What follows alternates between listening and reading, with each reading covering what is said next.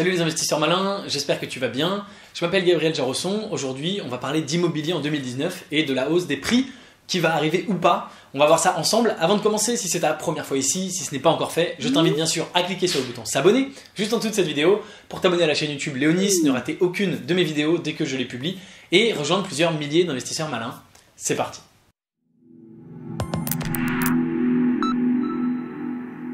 C'est donc une question qui m'a été posée par un membre de la communauté. Est-ce que tu penses que les prix de l'immobilier vont encore augmenter en 2019 ou pas? Donc bien sûr, je vais parler des prix de l'immobilier en France, c'est ce que je connais le mieux.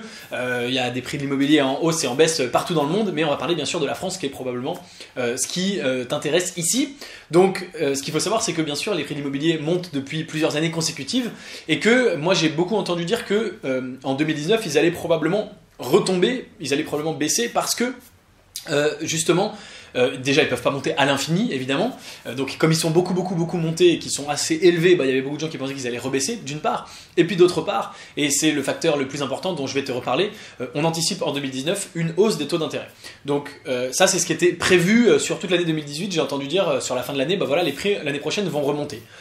On est maintenant en février est même bien entamé et on se rend compte que les prix sur 2019 ne baissent pas mais continuent même de monter, hein. On a eu des baromètres sur janvier, etc. Et les prix continuent effectivement continuent de monter, pardon, et donc on voit pas du tout cette baisse arriver. Alors il y a plusieurs éléments qui vont te permettre de comprendre un petit peu comment ça va se passer dans l'année qui vient. Premièrement, effectivement, on attend une remontée des taux d'intérêt et ça devrait faire baisser le prix de l'immobilier pour une raison assez simple, c'est que ça va devenir plus cher et potentiellement un petit peu plus difficile d'emprunter. Et donc, évidemment, s'il y a moins d'emprunts, il y aura moins d'acheteurs sur le marché et ça peut faire baisser un petit peu le prix. Cette augmentation des taux d'intérêt, on ne l'attend pas sortie de nulle part, on l'attend parce que c'est piloté par la Fed aux États-Unis et la Fed, effectivement, commence petit à petit à remonter les taux d'intérêt et ça a un impact immédiat sur les taux d'intérêt en Europe et donc en France. Donc ça devrait arriver en 2019, on l'attend, on l'anticipe. Aujourd'hui, les taux d'intérêt, au moment où je fais cette vidéo, sont toujours très bas et donc il n'y a aucune raison que l'immobilier baisse au moment où je fais cette vidéo. Donc ça peut se déclencher au courant de l'année 2019, ça peut venir seulement en 2020, en 2021, mais ça peut aussi aller assez vite, ça peut se faire en quelques mois, ça peut se faire avant cet été. Et c'est pour ça que dans ma vidéo de début d'année, je t'avais dit que si tu voulais investir dans l'immobilier, c'était éventuellement mieux de le faire au début de l'année parce que évidemment les taux d'intérêt sont plus bas. Donc bien sûr, tu peux faire de savants calculs. Si tu anticipes une baisse du marché, tu peux te dire que tu vas emprunter plus cher mais que tu vas payer moins cher ton bien. Mais sur 20-25 ans d'emprunt, en général les taux d'intérêt risquent de te faire beaucoup c'est mal que le marché, puisqu'on parle d'une augmentation à Paris, je crois, en 2018 de 4% et en France de 1 à 2%.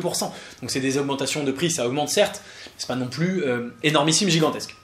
Paris, évidemment, comme d'habitude, mène la danse, mais il y a eu des fortes augmentations dans d'autres endroits, à Lyon notamment, etc.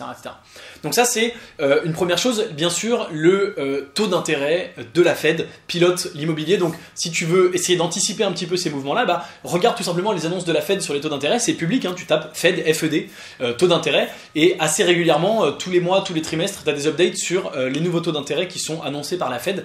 Et donc si la Fed choisit d'augmenter les taux d'intérêt, les taux d'intérêt en Europe et en France vont augmenter et donc naturellement ça devrait faire baisser le prix de l'immobilier. Maintenant, il y a autre chose qu'il faut voir, c'est que de plus en plus, résolument, l'immobilier est l'investissement préféré des Français.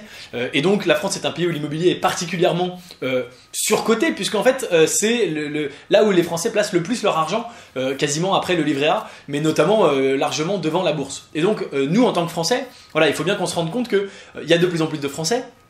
Il y a de plus en plus la population, hein, tout simplement, augmente. Et donc, il y a de plus en plus d'investisseurs sur le marché. On construit assez peu d'immobilier, hein, il n'y a pas énormément de neuf qui se fait en France.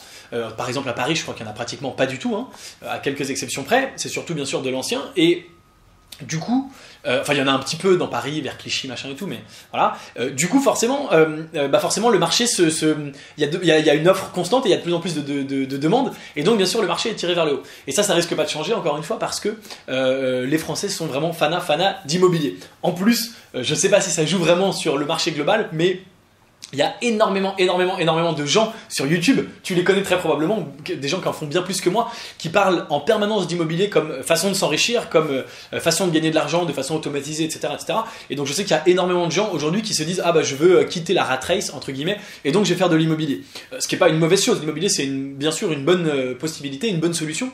Donc il y a énormément de gens qui se tournent également vers l'immobilier pour, tu vois, pour l'indépendance financière, qui sont pas forcément des gens qui se seraient intéressés à la base à l'immobilier, mais qui ont vu ça sur YouTube, qui ont vu ça sur Internet.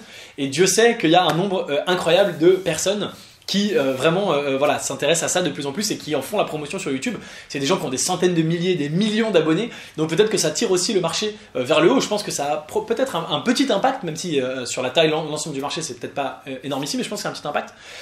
Et donc tout ça fait que, malgré les taux d'intérêt, moi je serais pas surpris si je devais faire une prédiction que le marché de l'immobilier continue à monter en 2019, bien sûr, sauf si on a une énorme crise, que ce soit une crise financière, une bulle qui éclate, une boursière ou quoi que ce soit, mais dans des circonstances normales, je ne serais pas surpris que l'immobilier continue sur sa tendance légèrement haussière, hein, qui n'est pas une tendance extraordinaire, si je devais faire une prévision. Cela dit, bien sûr, mon cher ami, la réponse à ta question, est-ce que l'immobilier va augmenter en 2019 ou pas? La réponse que je t'apporte et la réponse que tout le monde t'apportera, c'est je ne sais pas, on ne sait pas, je ne peux pas prédire l'avenir. Et donc évidemment, voilà, je te donne des éléments, une grille de lecture, mais l'avenir nous dira si j'ai eu raison ou si j'ai dit n'importe quoi, et les circonstances peuvent évidemment changer.